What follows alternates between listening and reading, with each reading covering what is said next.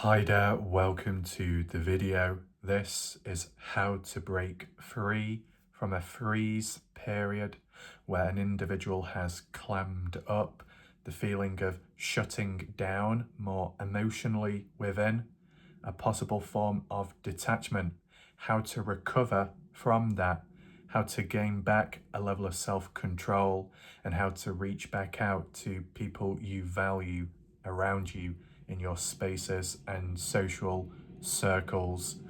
I want this video to be done in such a way where it can be of use to you, someone that you may know of that's going through these cycles of freezing, clamming up. And in other ways, I hope that this video can also reach people directly that may be struggling themselves. So it's kind of a hybrid, as in who it can reach out to.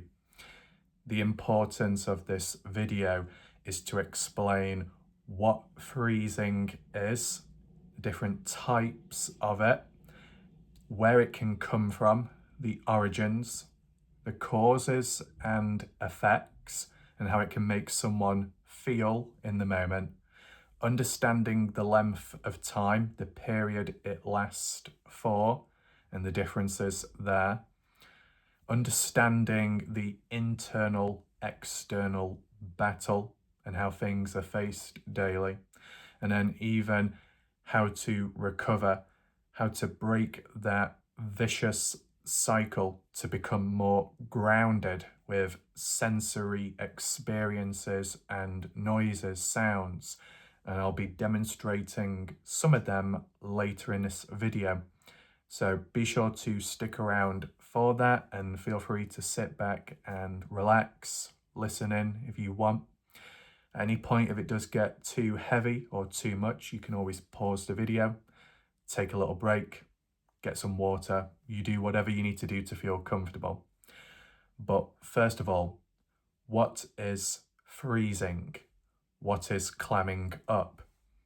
It's the process in which an individual, when dealing with external stressors, reminders of something that causes them distress, pain, worry, or it could be an internal battle, what they're going through, as in intrusive thoughts, flashbacks, worries, overthinking situations, a form of disassociation from the reality of what's going on around them.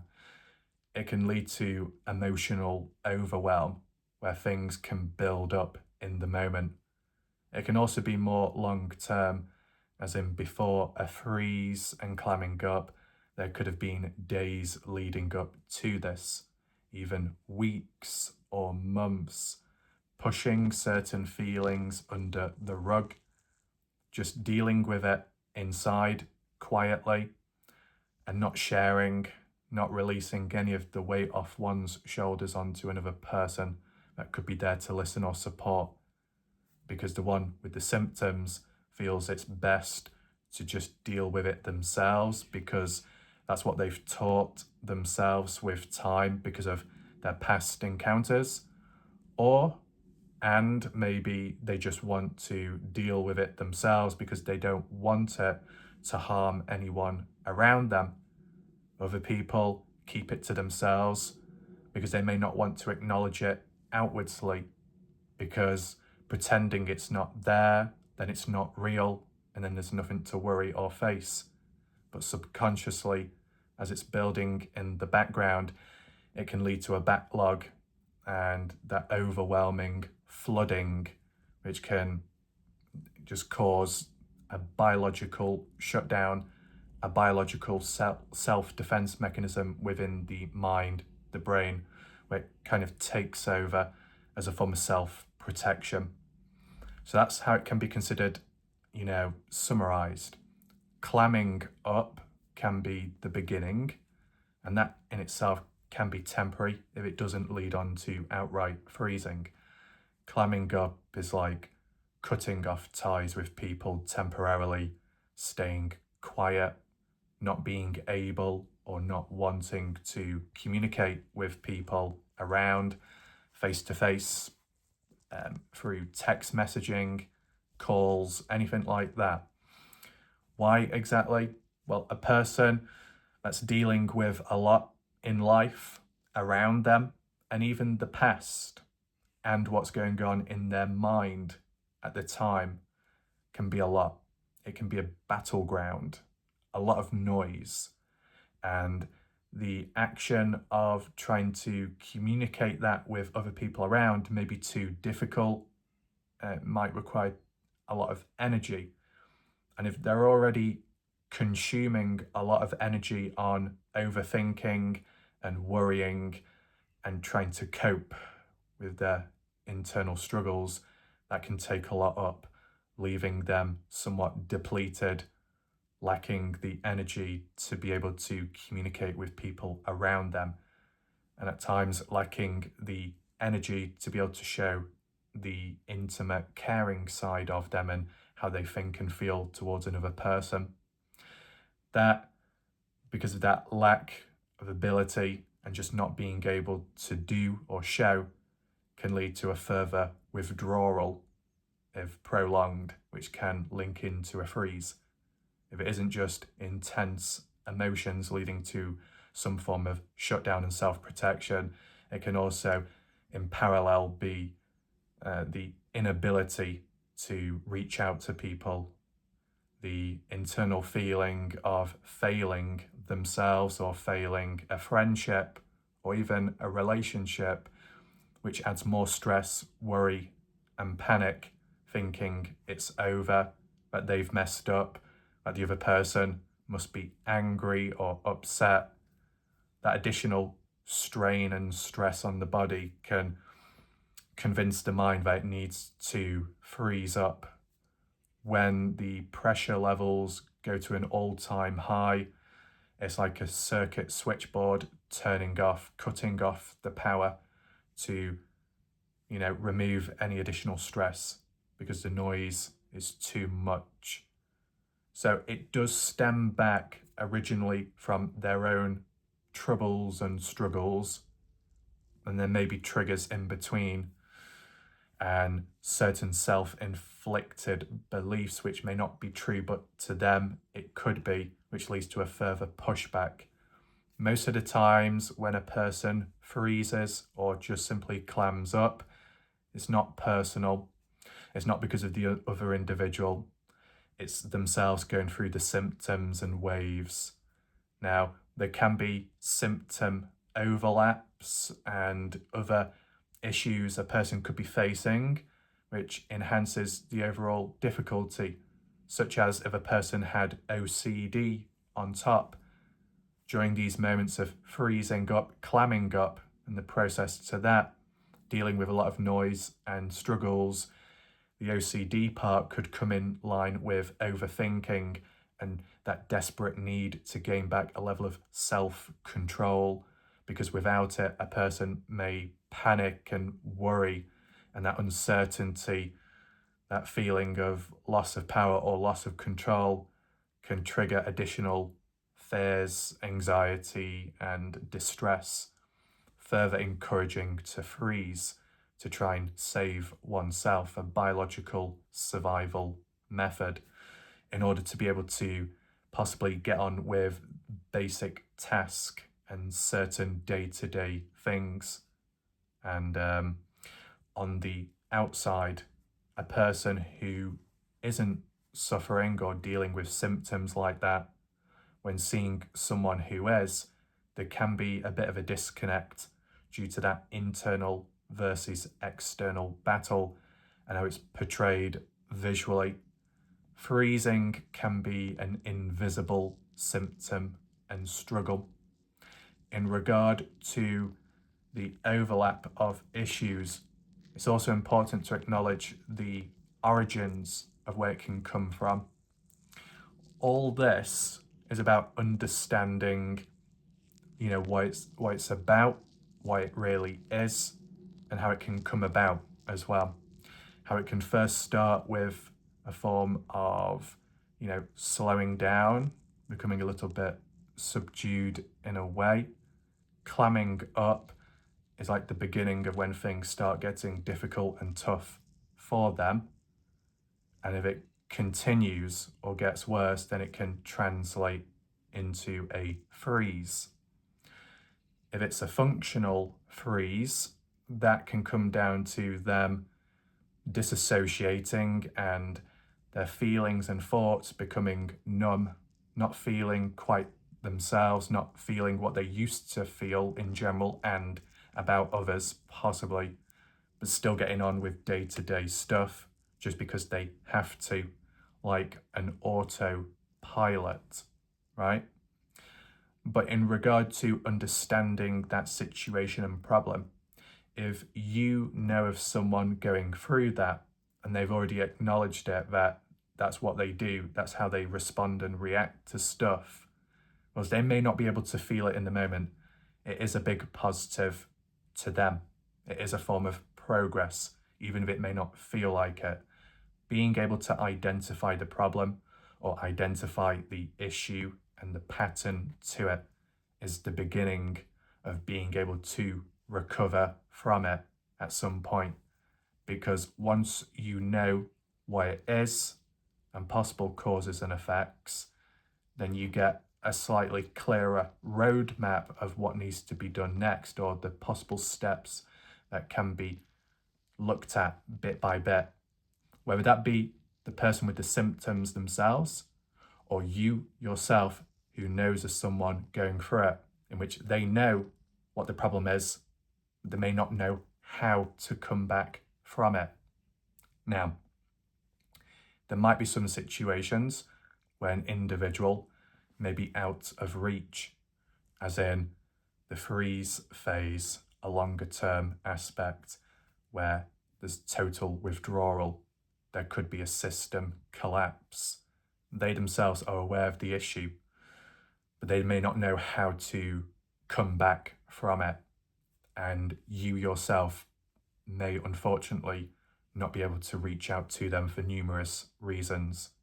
In a situation like that, I would hope that this video in some way could reach people in that situation directly, to just take it into consideration, the methods and treatments, which I will be talking about later on in this video, okay?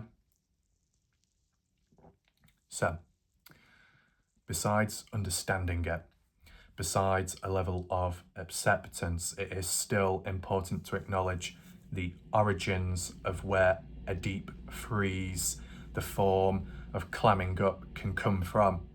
Whilst it can be dealing with certain feelings and emotions in the moment, or more so the weight of the past, because it's a symptom of an issue. It could link back to trauma. It could link to a separate situation, separate of possible lows, depression. It can link to PTSD or complex PTSD, a traumatic event in the past or long exposure to trauma environment around a particular bad person or group of people with time, and it's compiled and compacted to a point where it caused the individual a lot of suffering, struggling, and all kinds of negative feelings, kind of wearing them down. And by escaping, getting away from it, being a survivor, the weight and the cost effects have carried over. So whilst they're in a different environment, a different place, and maybe around different people now, a different friendship group with a different best friend, maybe even in a relationship with someone, those freezes and clamming up can still happen. To them, they may know or may not know, as in why it's still happening. To the other person, the other friend, or the other partner, if they don't know to begin with, they may find it hard to understand. And that's why a level of communication is needed both ways, for the sake of each other, so it benefits each person and brings about a level of peace. for the one on the outside, the other partner, if they can learn about the causes, effects, triggers, and the responses as a result of freezing up, it brings a slight level of peace, but more so understanding and patience, less worry, knowing that if something goes quiet, it's likely because of the defense mechanism. But equally, for the person with the symptoms and struggling, they are allowed and feel the ability to be able to express themselves more openly compared to the past. So with time, that more openness can lead to less pressure on themselves, less self-punishment, and less self-blame for feeling that they're to blame for the disconnect or the breakdown in communication, as it may have been previous at some point.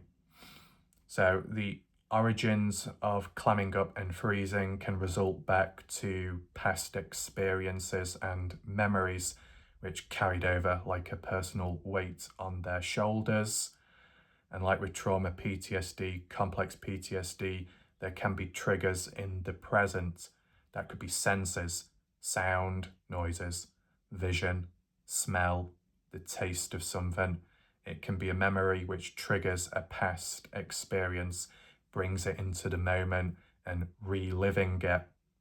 And paired with OCD, if that was a side thing, it could lead to intrusive thoughts and overthinking it like on a loop, going round in circles to either try and process the past and understand it in some way, or just looping round in the moment trying to understand why they're thinking a certain way, or when there might be a slight disagreement or a little argument or even a simple conversation, the person may go over it in their head wondering, did they say the right thing, did they mess up or not? And then that in a separate event could add and pile up onto other issues or feelings. It builds and builds with time, and if not treated or at least not talked about and kept quiet, it can build and it can bubble under. And once it gets to like a pressure point, it can flood. And the flooding aspect is like flooding the internal system, mind and nervous system. So the brain does what it thinks knows best and what it only knows, and that's to shut down completely when everything gets too much for the person. So that's understandable. It can be a combination of the past, thoughts and feelings which have compiled and continue, and present stresses in life, responsibilities, things around them, what they've got to do, what needs to be done, chores, tasks, obligations, being in a position where they have to be okay when they're not really. That in itself can be very, time and energy consuming. In other ways, putting a mask on them when going about daily around different people, pretending to be okay and maybe happy in some way, but that's not how they really feel. But they do that to try and be normal, to blend in and to avoid questioning, because whether it's a stressor or trigger to the past, as in questions, interrogation, or they just simply don't want to have to explain themselves to someone that they may not know or may not be close to. Of course, the ideal situation would be if someone like themselves was around another person that they could be very close to in some way, to share, to open up with time without the fear of consequences, to be able to manage the symptoms and manage the feelings daily so it doesn't build up. But that might not be possible immediately. It might not be possible in the moment if they were already frozen in that state, whether that be for days, weeks, months, or longer. That's what I mean. The length of time is an important factor. But when referring to the mask, that in itself can be daily and prolonged, getting on, whether they are around you or you're around them. they themselves will be around other people in the open world in some way or another, performing tasks, getting jobs and bits and bobs done, maybe with a smile on the face, maybe communicating when they need to, when they have to, and trying to avoid showing any signs of struggle or distress. But in wearing that mask, and some can hide it very well, such as hiding symptoms of PTSD or symptoms of depression or symptoms of even OCD, whilst compressing it within and minimizing it in a way that can build up inside. And the mask itself, performing for other people, can use up a lot of energy, whilst they're already dealing with a lot of struggles within and physical obstacles along the way, and whatever they engage with in life, which can be tiring on a daily basis. It can all build up inside, using a lot of energy to fake it. Now, in my words, personally, my mindset would be, hypothetically speaking, if I knew of someone that may be struggling, I would hope and wish that they can be the person they want to be around myself, and for them to be the person that they need to be around others, for the sake of themselves, being able to get on without all the questioning, and being able to maintain or retain a sense of normalcy and routine, but for them to still have that open space of releasing and relaxing in the presence of myself, without the fear of consequences and without the worry of any darkness consuming the light. See, in addition, hypothetically speaking, the way I see freezing and climbing up, whilst yes, it can feel like a disconnect, and of course it can be very hard and difficult for both parties in different ways, hypothetically speaking, in a situation like that, my belief and mindset would be, my heart would continue beating for the other person, because I wouldn't want to give up on a person like that, even if the distance was immense, even if climbing that mountain to come back from it felt impossible for either party. The reason why I would think and feel that way is based on the connection with that said person before all the darkness, before the distance or any troubles. I and possibly can see the light within their internal darkness, and that's what makes me want to remain and be around them despite troubles and any difficulties. And furthermore, one thing in a situation like that which would keep me more grounded is knowing that it's not them talking through their actions, it's their symptoms, whether that be their PTSD, their lows, their other struggles or issues that they could be going through. And ultimately, it's that feeling. And it can be specific to certain situations, but I would hope to think that it doesn't have to be the end. This doesn't have to be it. It's not game over between me and whoever, hypothetically speaking, because I wouldn't want it to be over. I wouldn't want a previous past by the hands of others out there, other dark forces and people that have caused such pain and distress to someone I may know of in the moment. I wouldn't want them in the past to win. I wouldn't want a person's demons to win or take over. I wouldn't want the collateral damage to win. And then that's just how it's defined. But of course, it isn't ultimately my issue or symptom. It would be the other person that's going through the waves and all of that.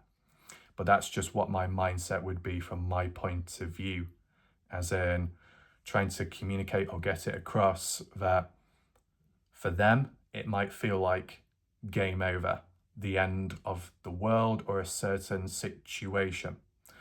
You may get at times, and it's paradoxically speaking, where an individual may highly value someone, but they may still distance, but that's not out of a sign of them thinking any less of you. It could be a sign of them respecting you and or simply protecting themselves from the overall overwhelming feelings of other stuff that's going on silently or in the background, which you may not know of. In addition, that they themselves, that given a space of time, if gone on too long, they may reflect back and think they're to blame. But ultimately, what's important to remind a person with symptoms like that, and especially if you know of someone that may be going through it, is they're not to blame for it, just like how they aren't to blame for how they were treated in the past, and they aren't to blame for developing certain symptoms, side effects from the past. You know, you may not be able to control who you meet or who you come across. You may be able to control how you react to certain situations. However, when there's external forces and there's an overpowering sense, any controlling situations, it can lead to the inability to react, or it being taken certain freedoms and certain personal patterns and routines. So it can leave a person bare and struggling to regain back a level of control. And sometimes the mind operates as in, well, the best thing to do is just to shut off, to cut ties with everyone around, to limit the noise, to make it a little bit more simplistic. But just because someone freezes and shuts off doesn't mean to say that they're much better off. They're just simply dealing with it without the pressures, responsibilities, or everything around, because it's too much to deal with at the moment.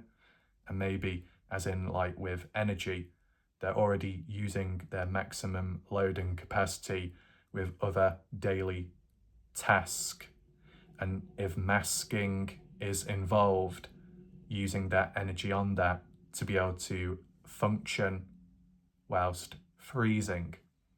Instead, clamming up can be short term, could last a few days, maybe a week or two, where a person closes up, goes into a shell, retreats, doesn't talk, doesn't open up, stays fairly silent. Then they may return back.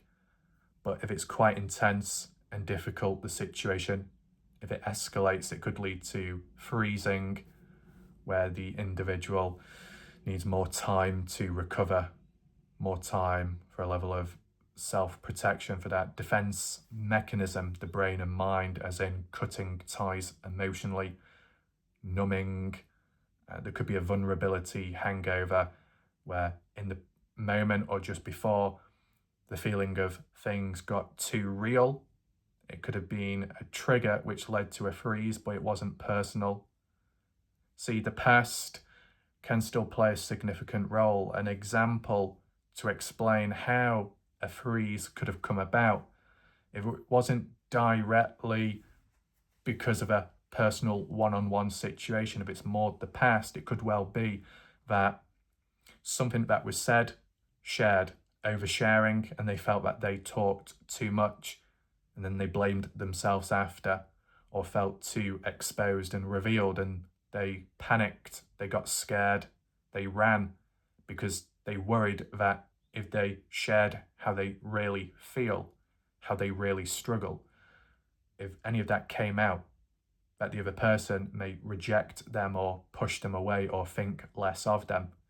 And for someone who may have gone through rejection in the past or gone through the loss of someone in a way, they don't want a repeat of that. They don't want to re-experience what they once felt and may still have intrusive thoughts on. They don't want to relive it. They don't want to re-experience it at the hands of a different person. So when certain conversations get deep and more revealing, and it reveals more of themselves and their character, well, normally that's a good thing to establish more trust, connection, patience, understanding, and progression from there. For someone that has struggled, for someone that has survived previous events, if it feels all too real, and there's a certain feeling of the past could repeat itself, self-defense mechanisms kick on in real quick and pull away to avoid the loss of control, avoid the loss of rejection. And as I said, paradoxically speaking, the reason why there can be a bit of a conflict and crossover is because the one with the symptoms could possibly have gone through loss in the past, a person walking away or a person passing. And that can be emotionally taxing and hard and even traumatic, that they value connections with people, they value the importance, and they would hate to lose anyone else in life.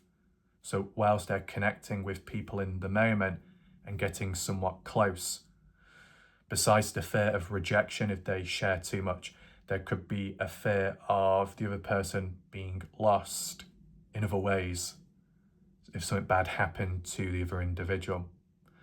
And the one with the symptoms doesn't want to go through that. So cut ties early, avoid loss, avoid re-traumatization, avoid negative feelings.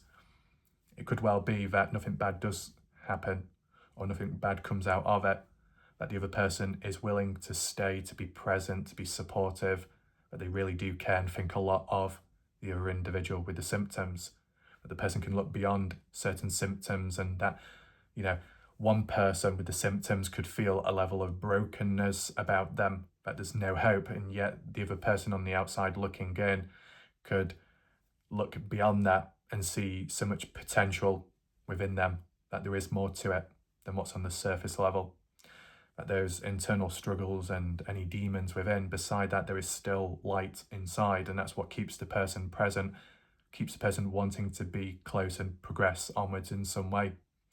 But of course, for the person with the symptoms, they may not be able to think and consider all that when they're dealing with a lot of noise. And when there's a lot of noise, it's hard to think rationally. It can be hard to function properly, especially in social situations, forms of commitment, forms of closeness and intimacy. All that can be hard to manage. It can build those responsibilities, and all they want is a simple, quiet life. A simple, quiet life in the presence of someone can still be achievable. But there does need to be a level of communication in order for that to be expressed and put across. If an individual, though, is already going through a freeze, so they've gone from, shutting down temporarily, a few days, expanding onto weeks, maybe months of freezing, it can be hard to reach out. It may not be possible. So what would a person be feeling whilst freezing? They may feel numb, disconnected, disassociate from their previous life, what they previously had or still have, but feel it's in the past now, and just autopilot, focusing in on the daily task of what they have to get done, not really what they want to do. Whilst the brain and mind is protecting the person from external pain and stresses and just shutting down the feelings inside of the body, nullifying the problems, silencing some of the noise, there will still be struggles within, and it'll be invisible from the outside world. Other people won't see it, but they will inside and feel it. And whilst they're trying to recover, but also process, limit noise, limit external stuff to make the recovery a bit easier, depending on the intensity of the freeze and any intrusive thoughts or any triggers which led up to it, it may take longer. But for the length of time it goes on for, whilst there can be a form of recovery, gaining back a level of self-control and being able to warm up again, for defrosting in a way, psychologically, then can come the next wave and barrier. There might be a barrier, first of all, as in trying to overcome and escape the noise, the stress, the worry, finding a way through that as the mind takes over there, biologically, a defense mechanism. But once that gets a little bit better, just a little bit quieter, then the person with the symptoms may be dealing with the realization of what's happened and possibly the length of time it's gone on for. And that can bring about its own struggles and difficulties and intense emotional feelings, especially for someone that was so close to another person and was going somewhere with it, as in making progress. But then when freezing or cutting ties so abruptly for the person with the symptoms, there could be a level of guilt or shame which overpowers the situation. And in fairness, that can be intensified if it has been felt in the past. And when I talk about the past, it could well link back to possibly a traumatic event, a moment or prolonged exposure to trauma where the person was blamed. Then it became a level of self-blame, a form of conditioning where they were made to feel that they were responsible for different things at the cost of another person. The other person who made the mistakes used the sufferer, survivor as a scapegoat. Yeah, a scapegoat. And the one on the receiving end of that treatment through conditioning eventually accepted that they are the problem for everything, even though they're not to blame, because they're told it over and over again. It's drilled into the mind. That's what can lead to the symptom of over apologizing to people in life and even onwards into the future. Even when someone hasn't done anything wrong, no harm done, the person still over apologizes because they feel responsible, and it reminds them of the past. And at times, as a means of gaining back a form of control, a form of de-escalation, not wanting conflict, not wanting arguments, it's easier to apologize, even if you don't have to, just for the sake of peace and quiet. That's what can be instilled in a person's mind. So with that level of guilt, and even on more intensified scales, on a bigger scale, feeling responsible for a bad outcome in the past, feeling responsible for a traumatic event in the past, even though it didn't have anything to do with them. They may feel that it links to them, but ultimately there's other factors at play out of their control which caused or led to a said event. However, that blame, that guilt, self-blame can cross over and carry on. So then when they're dealing with another problem or a different difficulty in life, such as freezing, if it does drag on for a long period of time, when they do become a bit more conscious and they reconnect with their body and mind, they may feel that so much time has passed by, and their internal thoughts could be of intense guilt and shame, feeling like they've failed their best friend, or feeling like they have failed or let down their partner who's been supportive and present. The person's internal mind could be something along the lines of, they've been so kind, caring, understanding, and what have I done? When things got difficult, I just backed away and shut down because that's all I know what to do. I can't help it. Things get tough and difficult. I back away. My mind takes over. I go into autopilot. When I finally do freeze out and break the cycle, then I'm met with this deep internal shame of letting someone down or hurting them, and I would never want that for someone. I would never want to make or put someone through any form of pain or suffering. And because it feels like I have done now, there is no going back. I don't deserve to be around a kind, caring, supportive person after what I've done to them. That they deserve better. That I feel I am no use because of how I've reacted to this situation. What am I to them? They deserve better. That could be the internal monologue going on within the person struggling with the symptoms. And that internal feeling and thoughts can persist for, whilst the freeze is going on. And if a person may have OCD, the thoughts can be a bit more deeper and repetitive. So it goes round in circles in like a vicious cycle. It can wear away at the person. And ultimately almost self-convince themselves that the position that they're in now, they have to remain that way for the rest of time. It's not something that they really deeply want, but it feels like it's all they've got, or that they're deserving of it. Almost like being locked up in a prison, might have not ultimately done anything wrong, no crimes actually committed, but they themselves feel like they should be punished. Ultimately, the way I would see it, metaphorically and hypothetically speaking, a person who is struggling and dealing with symptoms because of the past, whatever happened in the past under those circumstances, and like with trauma, they didn't deserve then. When it comes to poor treatment, maltreatment, mistreatment, daily, often whatever, they didn't deserve that either. Any side effects that came from that and continued on to present day, dealing with that and additional stresses in life, I'd say they don't deserve that either.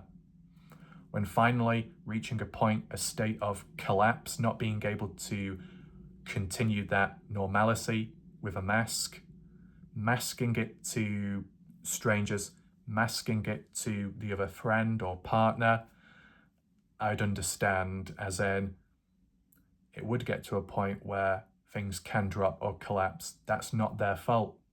They've tried hard enough. They've done the best they can in trying to be okay for someone, trying to be okay for others around, putting other people first before themselves, holding themselves up whilst not being able to help the internal side or allow someone else to reach in. And in my thoughts and opinions, if a person was trying to be okay for someone else, that comes with a level of respect to them. That's how I would feel. I would respect them. But for me, hypothetically speaking, I wouldn't be focused or fixed on needing to be in the presence of someone who is perfect. I'm not interested in someone being perfect or thinking that they have to be perfect. I'm more interested in a person being able to be themselves without the fear of worry or consequences, especially if it comes to anything from the past, for them to have the ability to, for the first time in their life, experience things they've never had before, but now they finally get that chance. That's what my mindset would be. And when bordering onto the freeze aspect, they're dealing with it. It's like a lonely battle for them, but it might be also what they're used to, because if it's not the first time, it might be for you yourself, if you know of someone going through it, it might be the first time you're seeing it, but if they've dealt with things like that before you, it's what they've become accustomed to. There may not be a time set limit as in when it happens, and the frequency, it may not be linear as well. It could be unexpected and random, different intervals, different lengths of times.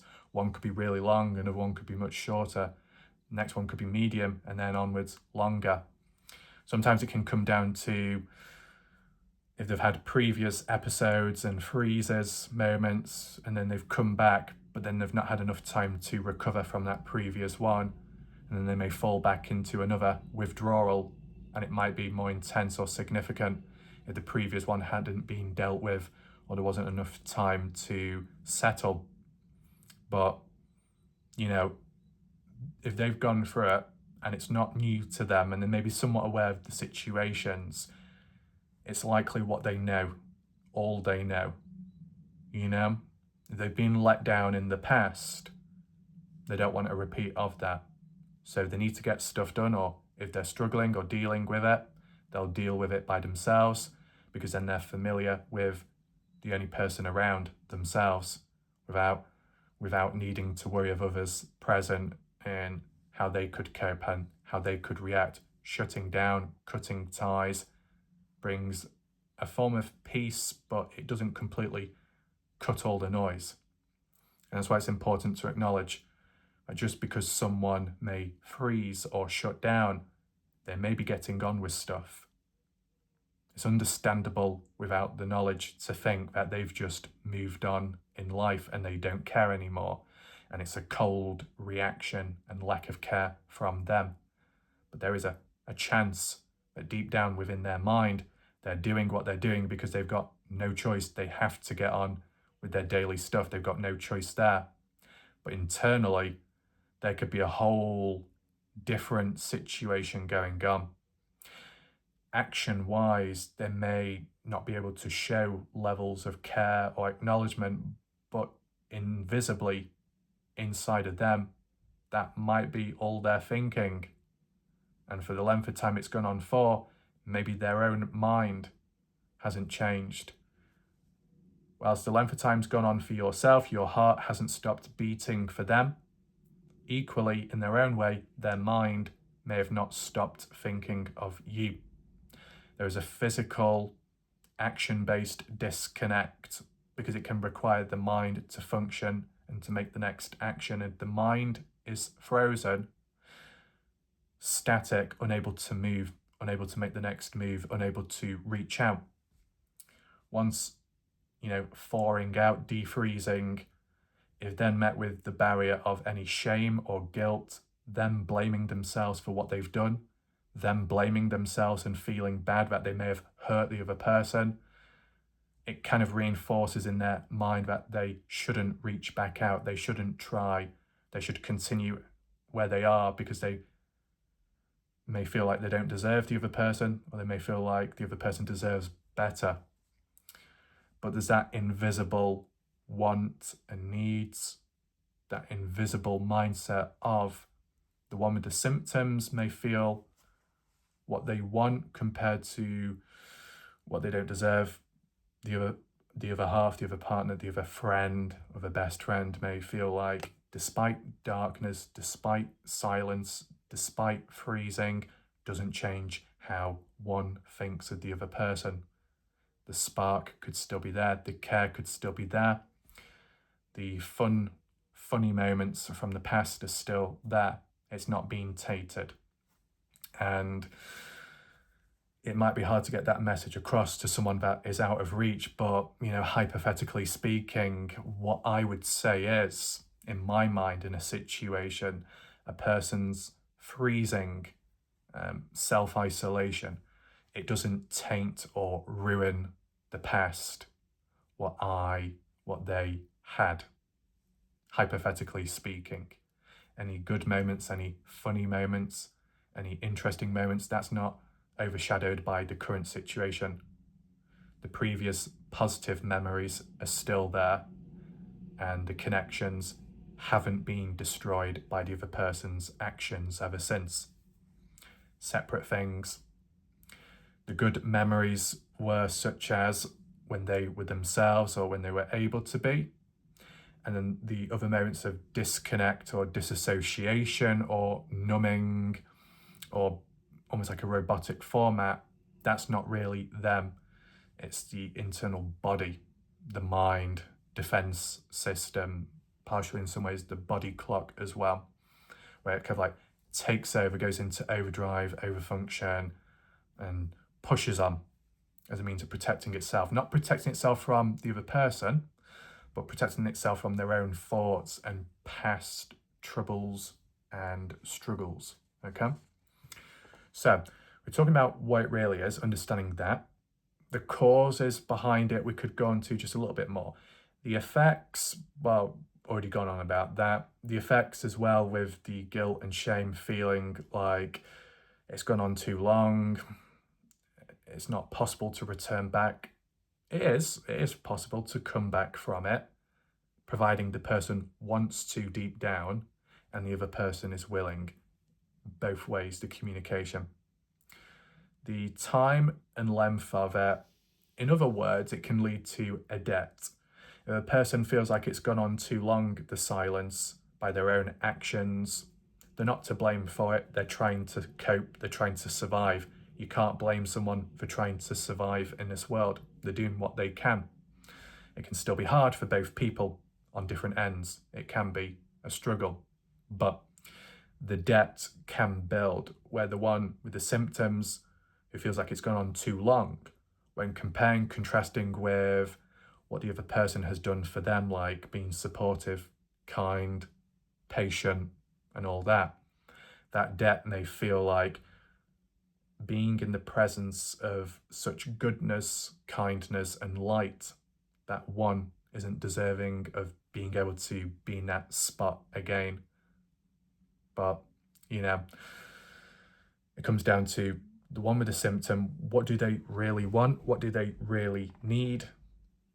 Is it something like what they fear most is what they want the most? What they feel is the most impossible is what they really want? It just seems unreachable, untouchable, impossible to return back. Once again, it's that consideration of, whilst a person like that may think that way, what's the other person thinking on the other side? If they're patient, if they're understanding, if they have that depth which no one else has been able to do towards that person in life, well then that one who has more abilities, more of a mindset, and more open should also be able to consider, that light within that frozen state. And it's trying to get those thoughts across to the other person, and for the other person to get their thoughts across back, vice versa. There's more of an understanding, right? Now, in terms of the escape aspect, just a simple area of when freezing, when going through that, how would a person get out of it? Sometimes it can just be down to timing, time, healing, and space. Allowing the mind and body to take over and do what it needs to do, so then you can recuperate, recover, and find a new balance and form of stability. That can be the case. But if a freeze is quite intense or deep and prolonged, it might be harder to get out of. If you're in the presence of someone that is in that freeze, how do you wake them up out of it?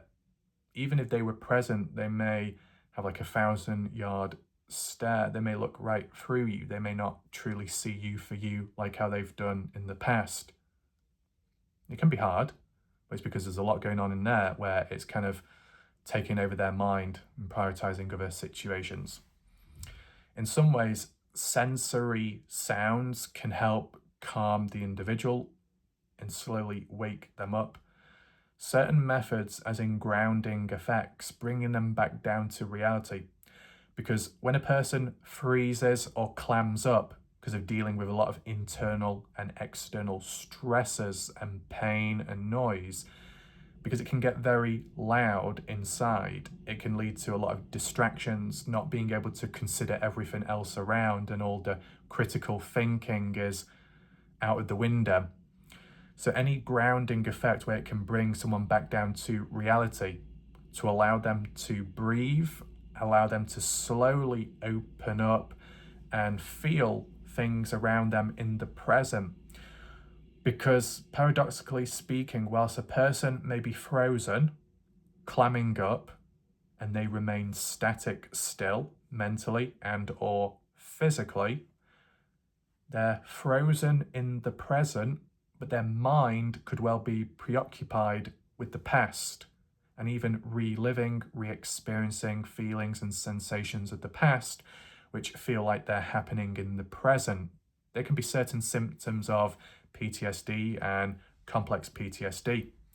By certain grounding methods and effects, it can pull them out of that loop, allow them some space and time to breathe, settle down, and calm themselves, and also become alert and aware more of what's around them rather than what's inside. Because whilst they're frozen, their eyes could be open, they could be present physically, but they're not quite there. They're more focused on their internal self, their visions, their thoughts and feelings, and that's what's taking over. These grounding methods can pull them out of that so they can be more in the present, and they can look through their eyes and identify everything that's around them. So certain methods and approaches and steps could be first checking for the social cues. Someone that you know of that may be in a freeze or a deep freeze or clamming up where they're unable to talk and communicate, you give them low pressure messages or communication where you say to them, I understand, I hear you, you take the time you need, I won't respond or I won't say too much more until you're ready when it comes to talking, communicating and opening up. If there are certain social cues where they're not willing to talk or they don't know, they may have lost their voice, if they can at least still hear you, I'd say incorporate gentle breathing methods to allow them to slow and calm down their body. Because whilst they're protecting themselves and frozen, they could have their heartbeat still racing inside, their pulse beating fast, and maybe dealing with levels of anxiousness still, whether that's all the time or here and there.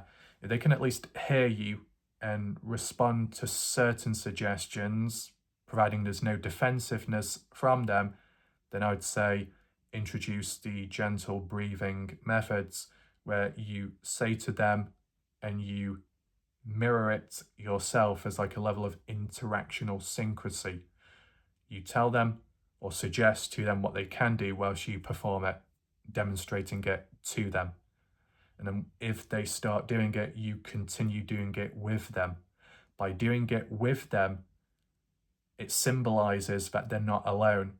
Whilst they may feel like what they're dealing with inside of their mind, you won't know or won't know how it feels, that creates isolation and being alone.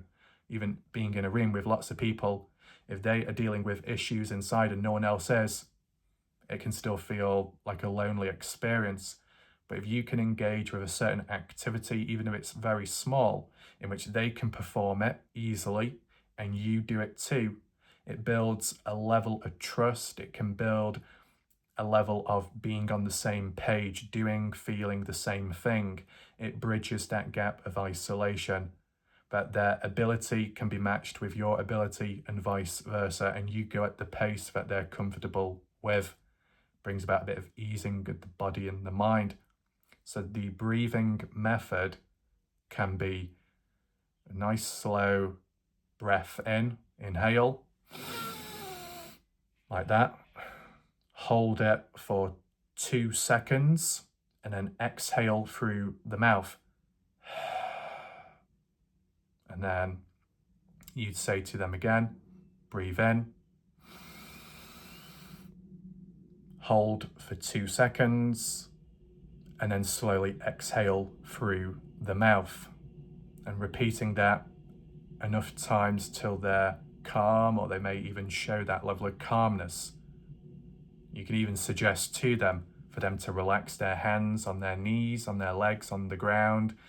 If they wanted to hold hands with you to build that energy connection, or if it was all too much, if they just simply wanted to close their eyes and focus on one sense. So it wasn't a sensory overload, because when there's an emotional overload, that can be a lot to deal with. A sensory overload can add on to it. So if they're willing to listen and they want to, synchronize with you, you still remind them that they have the choice on their terms, as in how they choose to do the breathing at their pace, whether they want to have their eyes open whilst looking at you and you're replicating it to them, the breathing, or if they want to close their eyes and go at it at their own pace, breathing in, holding for a few seconds, and then breathing out through the mouth, exhaling. Now, maybe building on that with a level of consistency, not just one moment, one session, but daily, even if it's only for a few minutes. It can slowly build that reconnection with that person. Being able to breathe metaphorically the same air as them can bring a level of closeness. Being able to breathe in the same synchronicity and interactional synchronicity as them can bring about a level of closeness. Reducing that isolation by being able to be present and perform the same action as one another. Being able to do the same thing as one another brings a level of closeness. And with that, communication and those suggestions in between brings a level of comfort and gives them a level of self-control, control as in how they do it and if they want to. Because if they don't want to do the breathing techniques in the moment, they don't have to. But if they want to, you demonstrate. That interactional synchronicity is what is, mirrored back and forth connection. And that can be expressed in normal ways, casual ways, where a person laughs and jokes, the other person laughs and it's back and forth. But it can also be applied during difficult times and impossible times where there can still be a way through, even if it may not seem that possible. So with that being in mind, doing that slow breathing in, holding for a couple of seconds, and then releasing. The reason why it's important to hold for a few seconds when breathing in is to kind of build that resilience within the body. Even when breathing out, that before breathing back in, holding it for 2 seconds. That 1 to 2 second wait, providing they're comfortable with it, builds a level of resilience in the body, builds a level of strength and self-control within. If a person has been known to, let's say, panic attacks or getting anxious or worried, it can impact the breathing and the rhythm of it. It can get out of sync. A person could breathe frantically, erratically, and irregularly. And when that happens, it can deregulate the body and the nervous system.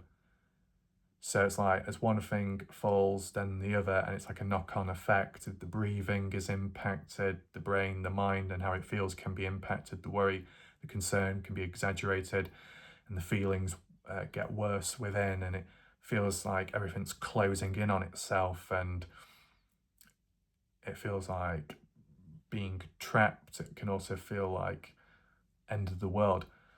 So it's like if one thing falls, everything else does. So if the first foundations can be restructured and re-strengthened through the breathing aspect and the holding it for a couple of seconds and then breathing out and then holding it for a couple of seconds and breathing back in. It's building a level of strength, self-control within the body, re-establishing a more healthy pattern of breathing, establishing a healthy supply of oxygen through the body and the head to regulate the body a little bit more, and then building that connection with the other person whilst performing that action and feeling less quiet and less isolated by being in the presence of someone else and being able to do what they're doing without feeling left out. So once the breathing is done, and that can be done over time and on a regular basis, the next step would be the more grounding effects. It doesn't have to be intense questions or interrogation. It can be the simple questions of, people give it different numbers, the 5-4, the 5-3-2-1 effect. What it comes down to is a few simple questions and answers where when they're able, when they're willing, and if they want to answer, you just ask them very simple stuff, as in, what are the 5 things that you see around you? If they can't look beyond their own emotions or feelings, but you slowly allow them to, or you find a way, a moment where you ask them, what is around you in your space, whether that be face to face in life or if you're apart in distance, you ask them just in the moment, what can you physically see with your eyes around you? So, for example, for me, it would be, right, what can I see around me? I can see rows of trees in the background. I can see some houses as well. I can see some birds in the sky. I can see clouds, quite a lot of them. I can see a railroad track ahead in the distance, and I can even see a lawn chair on the grass. It breaks up that freeze effect. Everything that they're dealing with internally and holding inside, by allowing them to answer your question of what do they see around them, it's almost like giving them a break time, a moment to get away from it all and reconnect with the world around them in a simple, non-intrusive, calming way, allowing them to identify what's around them. Something which they may have not been able to before because they were so internally locked in with visual thoughts of things they're dealing with and not what's physically around them in the moment. So by, asking them those questions of what do you see around you, it kind of distracts them from their internal storm, distracts them from their internal chaos. It grounds them and reminds them of reality, what's present, what's around. And for them, they may even express or expand on what they see. A simple question as in, what do you see around you? They could say, yes, well, I do see a tree. And maybe not immediately, but if repeated with time, they may even expand on it. Well, I see a tree which doesn't have many branches, or I see a tree which is thick with vegetation, which I can see a bird nest inside, and I can even see a bird leaving the tree, the nest. Depending on how it goes, a person could expand and describe deeper as in what they see around them, and that could be a sign of progression. You don't expect it from them, you don't demand it from them, you just ask simple questions in which they try to respond to and reconnect with what's around them in the present and not the past, and not their internal thoughts, mind or vision, but for their eyes to look outwards instead of inwards. It gives them a moment, a break from everything that they've been dealing with. So what do you see around you right now? If you can, list 4 to 5 things. And then the next method, if you are continuing it as a process, back to back or broken up over days, you could say to someone, what are the 3 to 4 sounds you can hear around you? In my situation, it would be, I can hear the slight rumble of a plane in the sky. I can hear birds tweeting from afar. And I can hear the sound of a clock ringing in the background. I could say to you, what can you hear around you? The reason why that's important is, once again, it's a grounding effect. It's kind of pulling them out of their internal noise. Noise can be overpowering and over loud. It can fill up a lot of space emotionally, but also auditory. It can lead to a person disconnecting and the inability to hear people around them. Like, it can be so deafening within. By asking a person the question of what can you hear around in present time physically, it's engaging the ears, another sensory experience which previously has been hijacked by the self-defense mechanism, right? So by being able to listen into sounds, that can calm the mind, especially, if in an environment where you might be around nature or close to it. Can you hear water? Can you hear boats bobbing up and down, horns in the distance? Can you hear the sound of traffic in the background? Can you hear the sound of the wind blowing and breeze against the trees? Can you hear the pitter-patter of rain droplets against the window? If a person finds that calming, or may have opened up to you in the past that they find that calming when weather can be like that, if it is in the moment, but they're frozen and they can't connect with it the same way as they used to, when you ask them the question of, can you tell me, can you remind me of what's present around you, what you can hear around you? And if they have that time and space to be able to try and connect in and respond back, then it almost like reminds it for themselves what they used to like. what they may have lost along the way, but what they still like and find calming, even if it's something so small.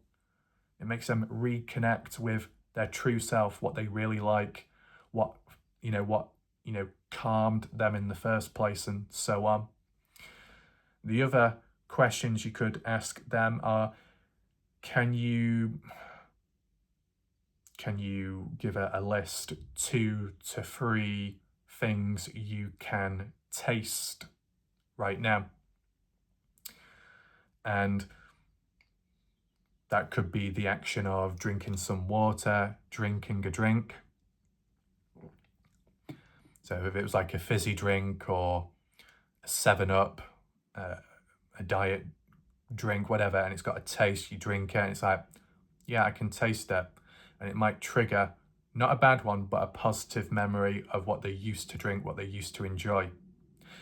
What else can you taste or sense around you? And it might be harder, that one, as in taste, because it's more internal. You'd have to put something into your mouth and consume in order to taste. So it can be a crossover with taste and smell. What can you smell? It's more outwards that, and it's more outward senses you want to ask them, so they become more grounded and reminded of what's in front of them, not what's behind them. What's in front of them, not what's inside of them. It's like trying to escape from the present in here to be able to look out and move forwards, even if it's temporary. So what are the 3 to 4 things you can smell right now? If you're in the open, it could be, you could smell food being cooked. You might be able to smell jet fuel from the sky. You might be able to engage in more interactive ways by, if you had like cotton or material and you breathed it in and said, I can smell the scent of linen, fabric, cotton. If you had a perfume, a scent nearby and you smelt it, it could be sweet, it could be savory, it could be an exotic smell. It could remind the person of a scent that they like. It could be a reminder of a scent that made them calm or made them feel good about themselves. If it's like a certain perfume or scent spray, it made them feel good. It gave them some level of confidence. It reminded them of who they are, and still to this day. The same could be the visual sense, as in, what do you see around you? If they saw clothing or certain bags and it reminds them of their collection, what they enjoy, what they keep close to them, it reminds them of who they are and not what they lost. So it keeps a person grounded, present in the moment, away from their thoughts, and reminds them of who they are and what they've not lost, what's still present. So by reminding them of that, it bridges that gap in a way, as in, not all is lost. Even when it comes to connections with people out there, even if there has been a period of silence and disconnect, it doesn't mean it's game over. There is still hope, there is still a chance. As long as there's a level of communication, there can be a level of peace, even if it's with time and it's slow. Just that communication both ways. It's not all on the one throws and it's on the other person too to act accordingly. So, what you see, what you can smell, what you can hear, and even what can you touch in the moment. So, feeling soft fabric and material, brushing it against the side of the cheek, the face, feeling something furry, a cushion, a pillow, almost replicating like maybe an animal or a cat, bringing back a happy memory, right? So as much as it is about bringing someone in the present, it can also be to remind them of happier times which they can compare to. If they feel something soft, feeling something soft can remind you of a positive moment or a moment of peace, safety. When something is soft and there's no roughness, there's no sharpness, you're safe with it, you're secure. You're not going to get hurt by it. And that's a very intense symbolism for a much, bigger appliance when a person is told, what can you feel around you? So in my situation, it would be soft material as in a blanket or robe. I can feel a soft bed with a comfy mattress. I can feel the coldness of the windowsill. It's cold, but it's a nice soothing sensation. Certain touches and senses like that can stimulate the body and mind, bringing it back to reality and reminding of certain senses that they enjoyed or like themselves. Just like with the rain, the sound of the rain, the coldness of an object can remind them of the rain as it trickles down on the face, wherever you may be. It could stimulate a memory of one time when you were out in the rain. That's just an example. These senses can cross over. A touch of material can link onto a memory or a desire of safety and security.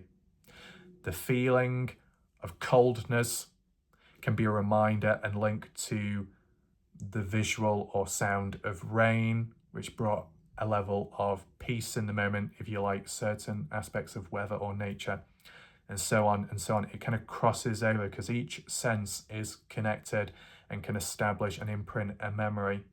Of course, it needs to be done in a controlled, stable way, and if there's any sign of distress from the person who's going through those symptoms, the freeze period, if they become uncomfortable or unable to respond, or they seem a bit distressed, you slow it down or stop in the moment, just so it doesn't get too much, because it could be overwhelming.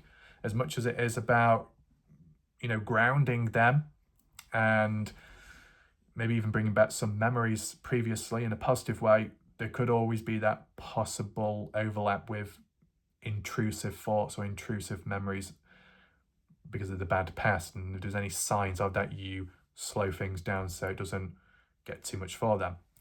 But that's a method.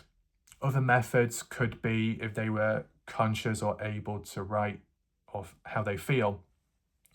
If they're frozen, as in they can't act on it or talk, if they're able to apply what's in their mind and then apply it on paper, not that they have to share or show it with anyone, but if they could write down the first word that comes to their mind, how they're thinking, how they're feeling, what's going on, without the pressure, without all the questions, because sometimes that can lead to brain fog. When put on the spot to answer or to do something, it can be difficult. It can lead to the mind shutting down and not knowing what to say or do. So for a person to do it in their own time, if they've got a diary, a journal to write down words, thoughts, what's going through their mind in the moment, what they're thinking, and write it down. And if it's something that they didn't want to keep, it could be done as a throwaway note, as in write everything down, express it from in here, release all that built up energy, put it onto paper to try and ease the mind. Write everything you want to say, positive, negative, intense, whatever. And then once done, either read through it or just rip it in half, burn it, chuck it away. It's like a throwaway note. Being able to express yourself on paper, release some of that added built-up tension within the mind, releasing it on paper without anyone else knowing, still, maintaining a level of privacy and self-control, but allowing the individual to do it on their terms, and more importantly, allowing themselves to de-stress a little in the moment.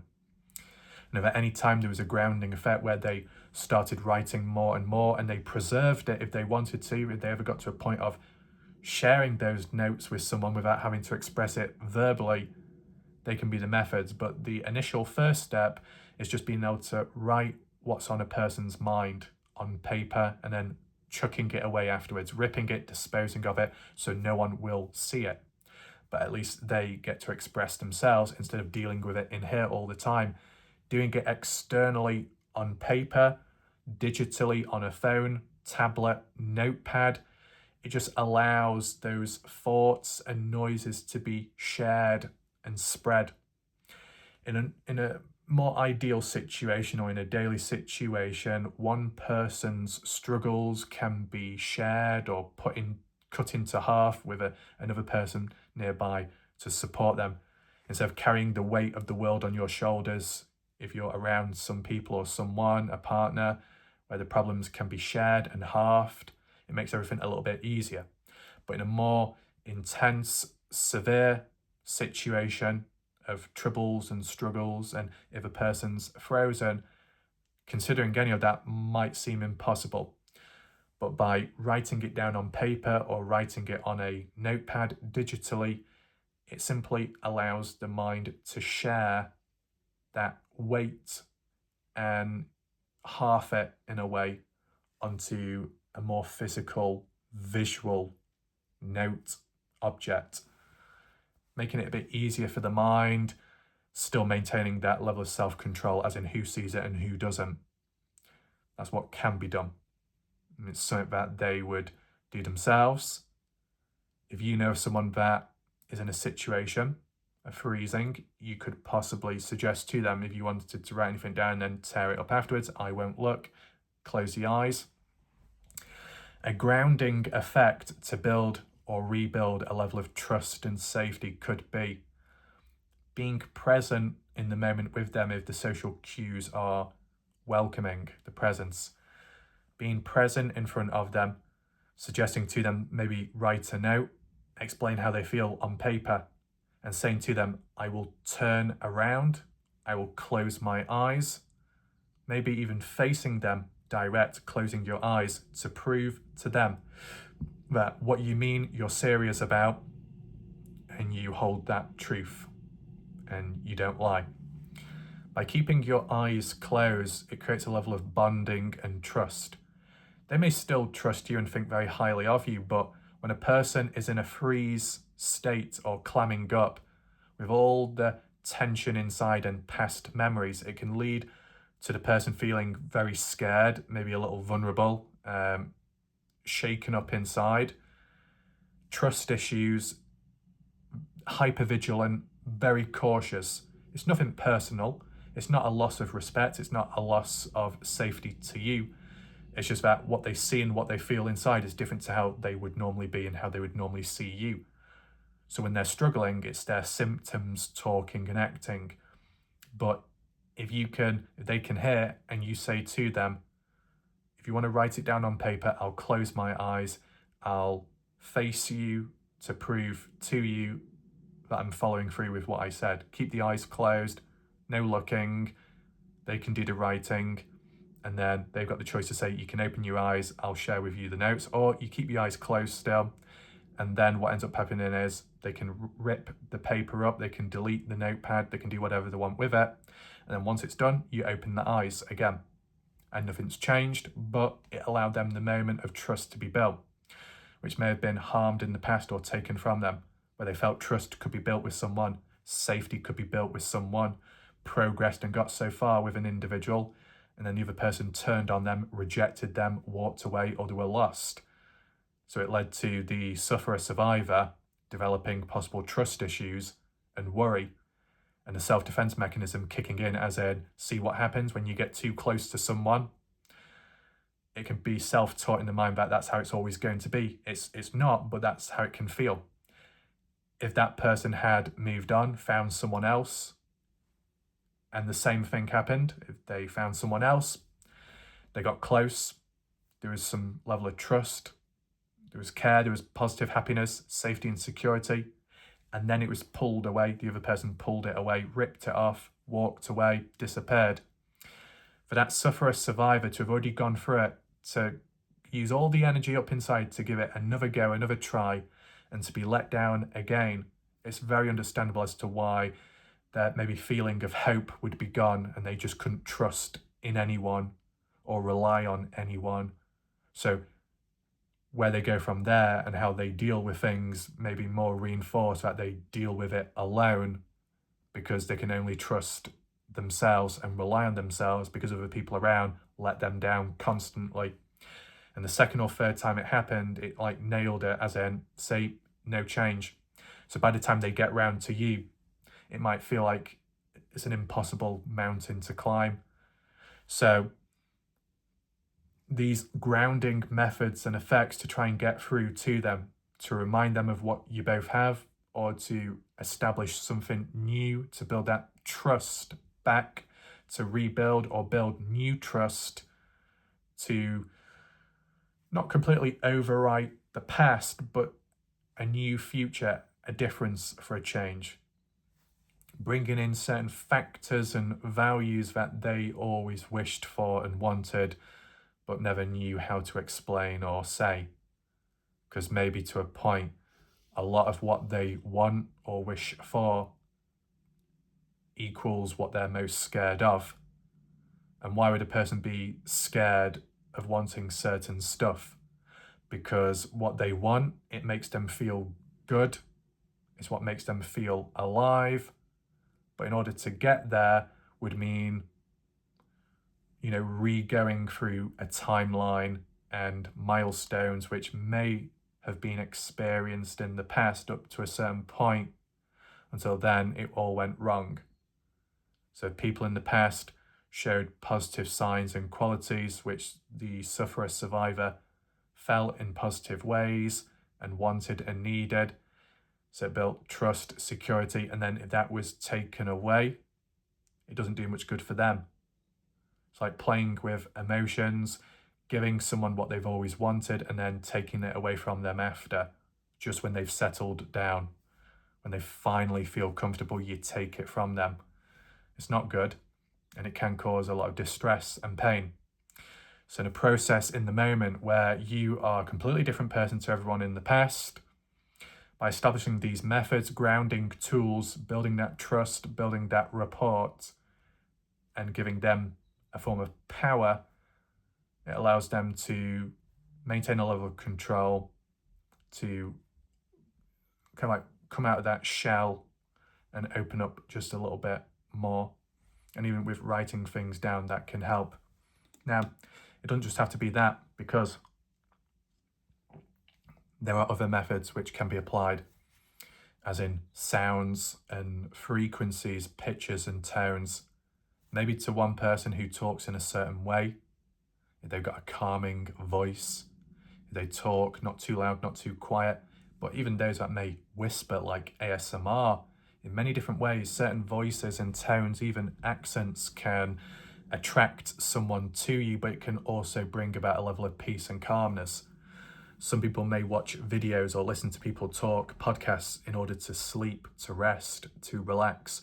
Well, equally, that can apply to someone that may be dealing with stress, maybe dealing with PTSD, maybe dealing with freezing or clamming up. Whilst their internal system shuts down, their mind shuts down, their exterior shuts down in a way, as in not being able to act, only able to consume as an invisible presence in a way. Being able to hear a certain sound, whether that be a familiarity, brings them back to a happier time, a calming moment, such as with the senses of sound of rain, the sound of birds tweeting, the sound of trees brushing and blowing in the wind, even sensory little taps, and it's probably not possible to do on here, but little taps to tap into the mind to calm oneself. That's why ASMR videos are done to calm people, to relax. Satisfying little sounds, little clicks and taps. And some of that can be applied during the EMDR, the eye movement desensitization reprocessing, where a light or a finger will be used to guide someone's eyes left to right, doing certain commands, using certain sensors to look in certain directions, calming the body, whilst calming sounds in the background, little taps here near the ears. Maybe like slight little rustling, little noises.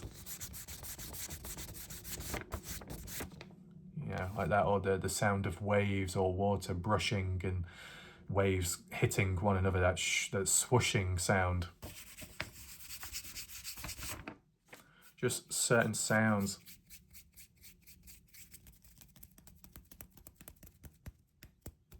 But at different intervals and not too fast, not too intense, just little taps here and there to kind of like calm the nervous system, calm it down.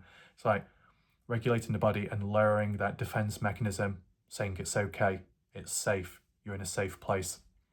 With that eye movement, a distraction, allowing the optics, what's within the windows, the mind and the brain, to calm itself, to be distracted, defense mechanisms distracted, almost being disarmed, but in a very safe professional environment, that form of treatment. And whilst the noises, the little tappings and sounds and rhythmic beats are being applied, the other person may ask questions to that one, as in how they feel, and then kind of like unpacking everything. But that might need to be, that's likely got to be done with a professional, the EMDR. But what can be done, if you know of someone that is struggling, is frozen, and they're not opening up, but if certain sounds can trigger a positive response, it could be worth applying. Now, if you're unable to make certain sounds, don't worry, I can do them myself. So if you wanted to listen to the sounds or play those sounds back to someone, you could do that. And there are 2 examples that I can perform: the sound of a human heartbeat and the sound of a cat purring. The sound of a human heartbeat can be very powerful and grounding. Beside their own internal heart, which can resemble their own internal storm and chaos, especially if they're anxious, tense, the muscles are tensed up, the heart's beating faster than usual, whether they're panicking or not. It's quite chaotic. And what a person in that situation would actually want is to hear and feel the sound of a healthy heart and maybe a familiar face associated with it. A loved one, a partner, a friend, someone that they can relate to or close to. Whether that be letting them lean on your chest area so they can listen into the sound of that beat of the heart at a steady rhythmic beat. The sound of a healthy heart can regulate, co-regulate and match with theirs, slowing it down. By hearing a healthy heart can slow down their own heart. By hearing a familiar heart beating, and maybe beating for them if close, it can bring a level of peace and safety by resting on that person's chest. It's a grounding effect. The sensory feeling of the ears being engaged, hearing the sound, and then the sensory touch, whether it be on the cheek, side of the face, feeling that beat pressing against the skin. So like earlier with the questions of what can you see, what can you hear, what can you feel, they're getting it firsthand by getting that human heartbeat, something that they can relate to and connect with on a deeper level and chemically connect with. If in a situation where there was a lack of intimacy or it was difficult to connect because there was physical distance, if they can't get close enough to hear or feel your heartbeat sounding, if you're able to recreate the heartbeat sound, that can be powerful enough. And I said, if you can't do it, don't worry, I'll demonstrate it in just a second and you can use that audio, it might help. I have done the human heartbeat sound in the past with random people, okay, years ago. And they did say that it actually slowed down their heart in a positive way because of that, because it was so realistic, the sound, it reminded them of a normal heartbeat. So it kind of regulated their heart. When a heart is beating more healthy and blood's being pumped around and the breathing is more under control, it can bring a level of calm, and there's something that a person would greatly want, especially someone who's frozen or tense. So if there's distance physically, or there's a lack of intimacy, there's a level of defensiveness, it's not the end of the world, the sound itself can help. The sound, the pitch, the tone can have like a sensory effect on the mind. So I'll get closer to the camera just so you can hear the sound and then I'll perform it, okay? And then I'll do the other one. Okay. So it involves the usage of the throat. I'm going to do it right now. I'm going to start off doing it fast to symbolize and possibly replicate the person's heart rate where they may be struggling, and then slow it down just a little bit to remind them of what a healthy heart can be like, to remind them of what the other person, the other half's heart sounds like when it beats for the other person, for example. Okay? Here we go.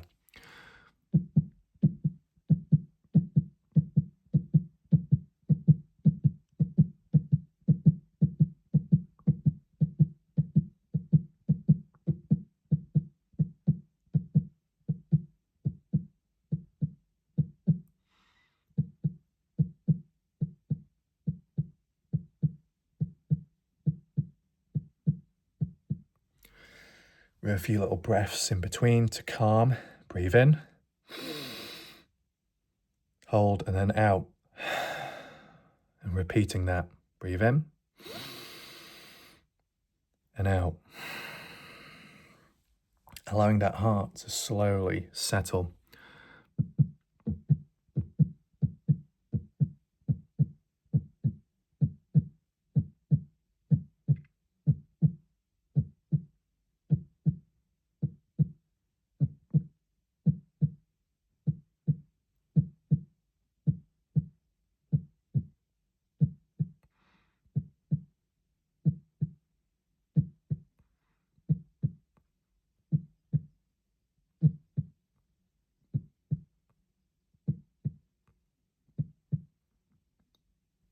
Okay. And then just slowing down just a little bit more.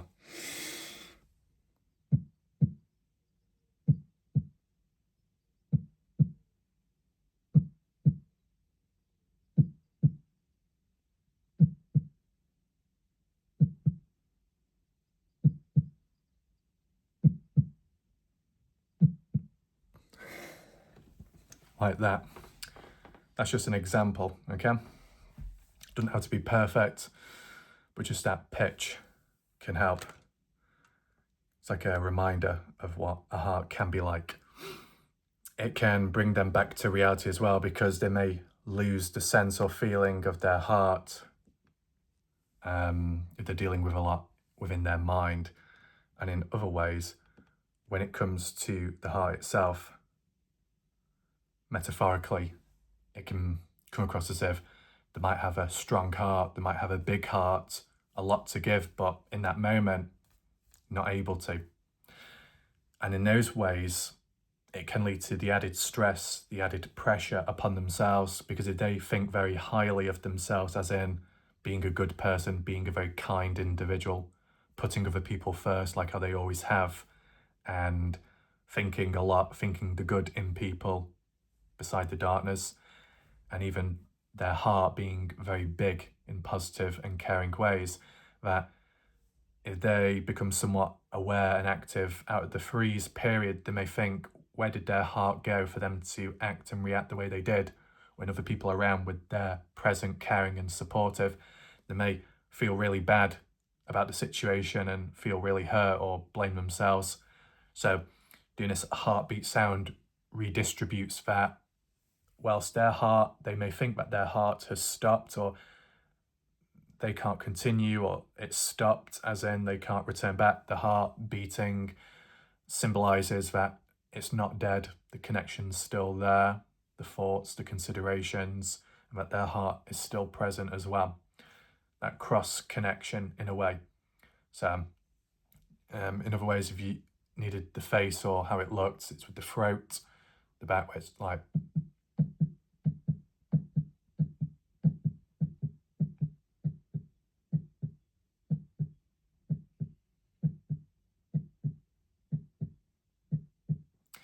Now, when you see it like that, I probably look like I've swallowed a frog, but no, I haven't. It's just usage of the throat, vocal cords to produce certain sounds. And it's the same with a cat. Now, people say that when you have cats, that can be a form of therapy. It can help people. It can bring a level of calmness.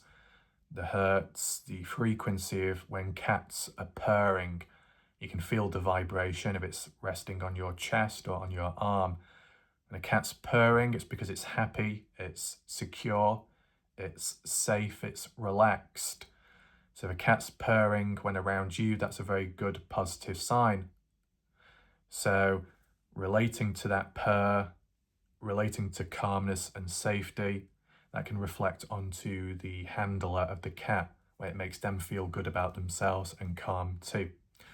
So stroking a cat, holding a cat, A cat purring in your arms, on your chest, can regulate the body, the nervous system, and bring a level of peace and calmness. It can work. Chemically and internally, it has that effect on a person, that calming effect. Certain frequencies and tones and pitches of sounds can bring about peace. But look, this is the thing. What happens if you don't have a cat?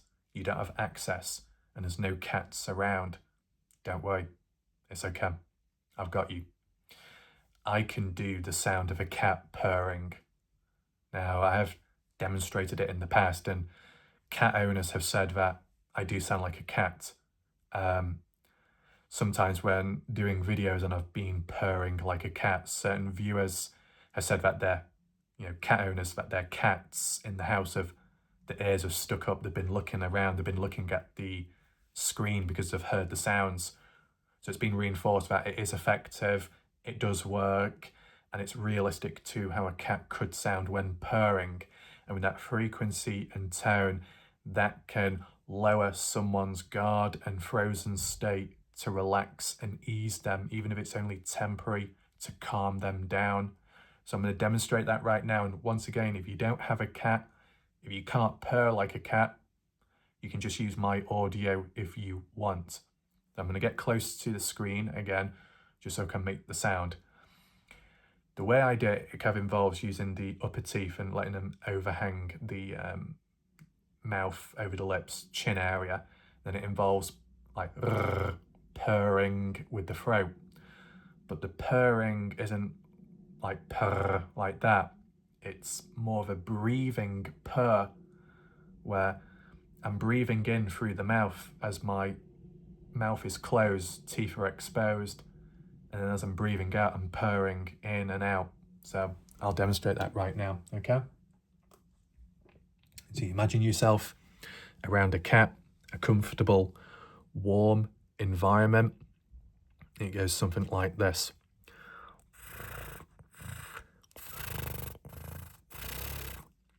Like that.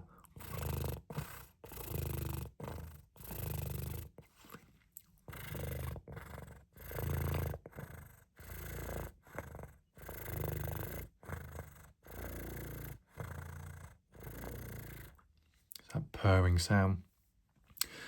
Do it a bit more slower, maybe.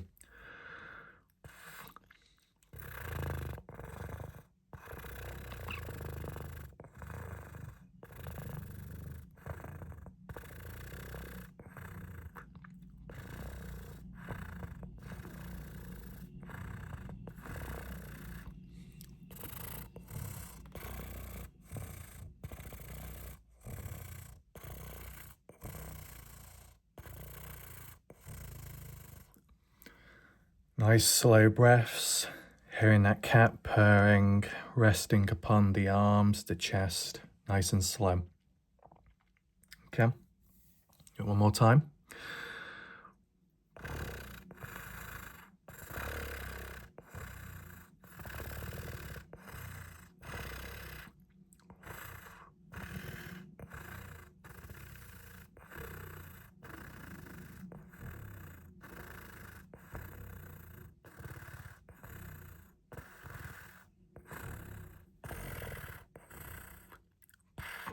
Okay. Sometimes it can sound better, but obviously we're talking for about an hour and 40 minutes. I'm afraid it might not sound the best, but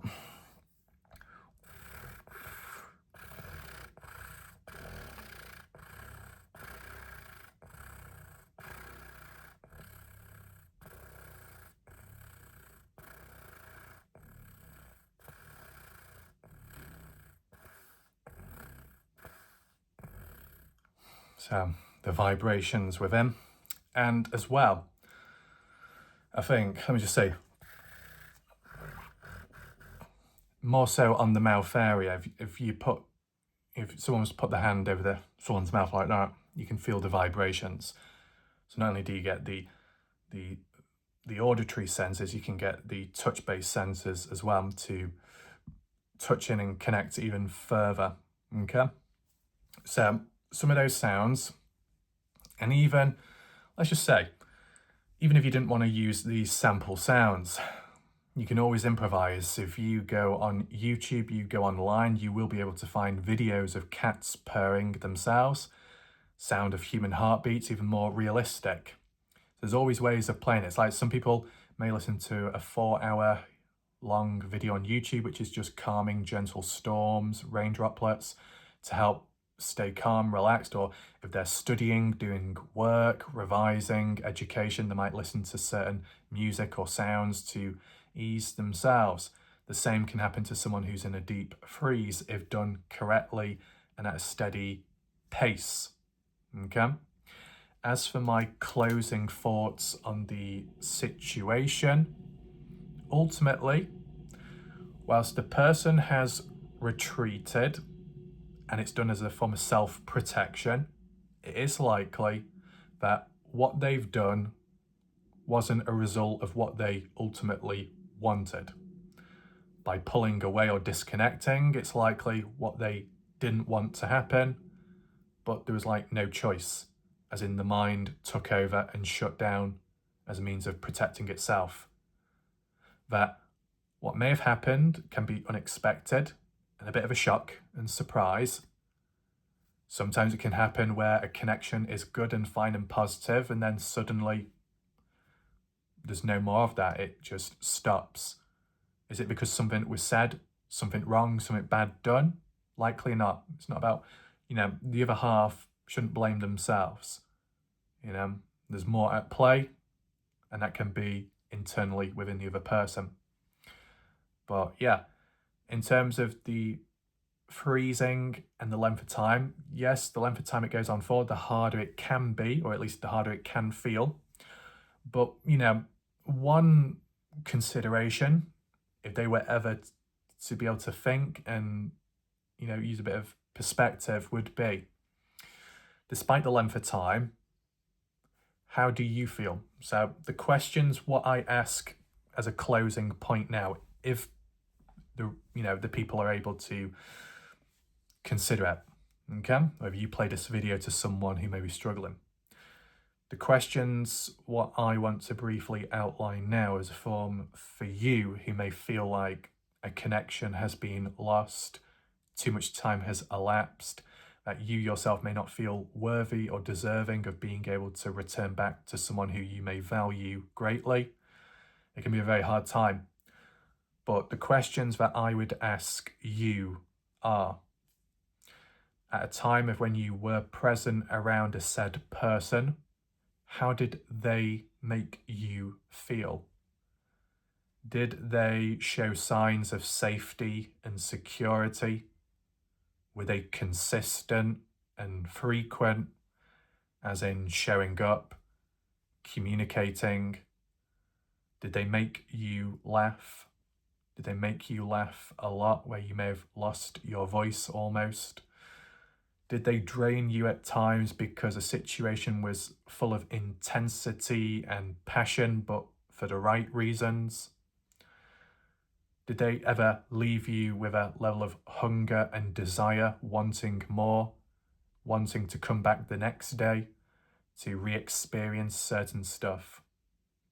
Did they make you feel loved and valued enough? Did they make you feel, as in when going to sleep, you were on their mind and that they were thinking of you, that when you woke up the next day, they were still there present and they showed up day after day? Based on senses, how did you feel when seeing them for the very first time? When looking at them, from their eyes to their lips, how did it make you feel in the moment upon first impressions, such as deep down within? When hearing their voice, or when they called your name out for the first time, how did it make you feel?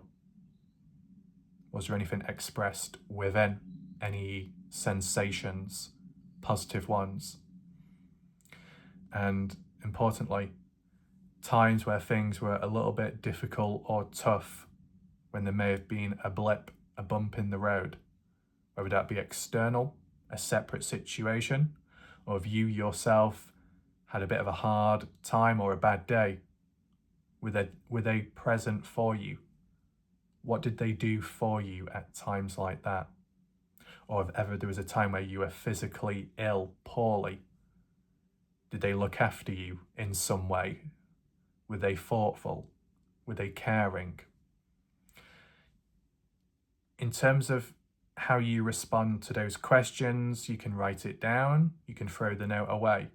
Just reflect on those questions and see what answers you come up with, because if there are more positives from that, well then the person who was positive to you is because they wanted to be and because they valued you beyond.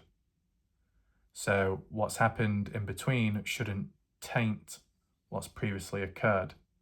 And it is a level of high value and trust and care that can't be broken easily. So even with this distance and time, what was once in place, the foundations of building a friendship or building a relationship up to a certain point, that can still stand, providing it's what both people want and it's not just one-sided. That's where the communication needs to come about ultimately. So I think we'll leave it there for now. Hopefully the video helps. Understandably, it's quite a long one, but if you did manage to watch, that's much appreciated. You can always rewind back or rewatch again to process it all. But these are the tips, the methods to when a person's frozen, how to deal with it, and understanding the background and the context behind it all in order to establish that roadmap as for a route movement forwards. My name's Wallite Raf. I'll see you next time. Goodbye and good night for now.